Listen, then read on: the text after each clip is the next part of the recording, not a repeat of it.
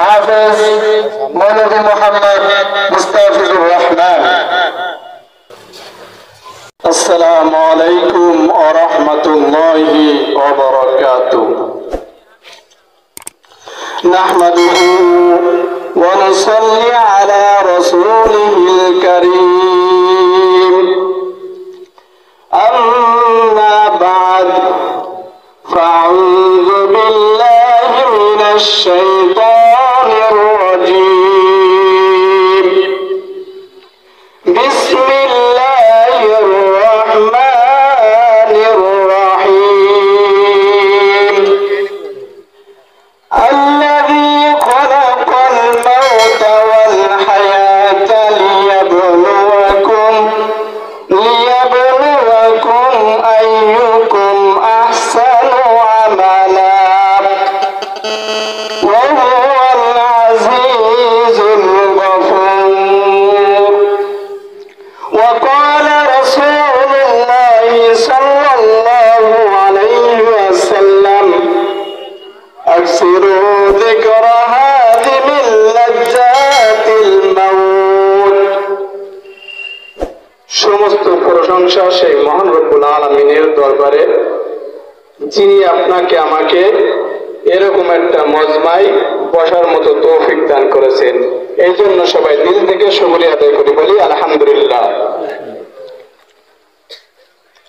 আমাদের সবার বাড়িতে কি কোরআন শরীফ আছে? কথা বলবেন। আমাদের সবার বাড়িতে কি কোরআন শরীফ আছে? তো কোরআন শরীফ কি জিনিস এটা আমরা জানি না। ধরেন এটা একটা ডায়মন্ড।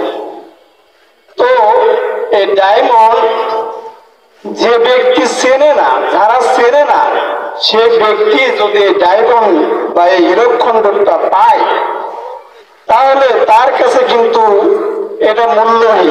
কেন মূল্যহীন? কারণ সে চেনে না যে এটা ডায়মন্ড। কিন্তু যে ব্যক্তি এটা চেনে যে এটা ডায়মন্ড, সে কিন্তু তার জীবন দিয়ে হলেও এই ডায়মন্ডটা পাওয়ার চেষ্টা করবে। তার জীবন চলে যাবে, তারপরেও সে চেষ্টা করবে কিভাবে সে এই ডায়মন্ডটা হাসিল করতে পারে, কিভাবে নিজের করতে পারে।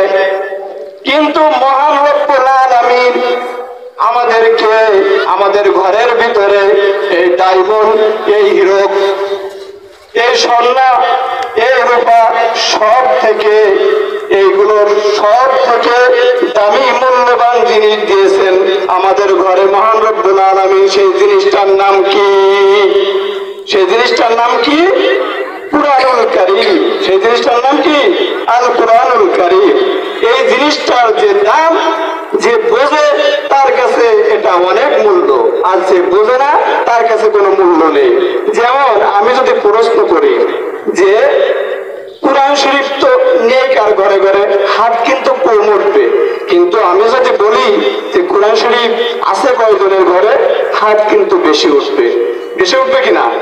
কিন্তু আমি যদি বলি আপনি সূরা ইখলাস পড়েন তো, আপনি সূরা ফাতিহা পড়েন তো, তাহলে কি হাত বেশি উঠবে নাকি কম উঠবে?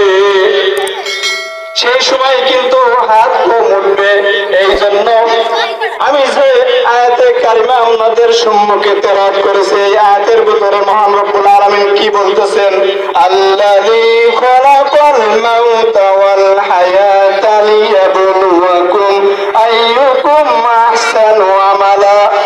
যিনি মৃত্যু ও জীবন সৃষ্টি করেছেন, যাতে তিনি তোমাদেরকে পরীক্ষা করতে পারেন যে কে তোমাদের মধ্যে আমলের দিক থেকে সব থেকে উত্তম।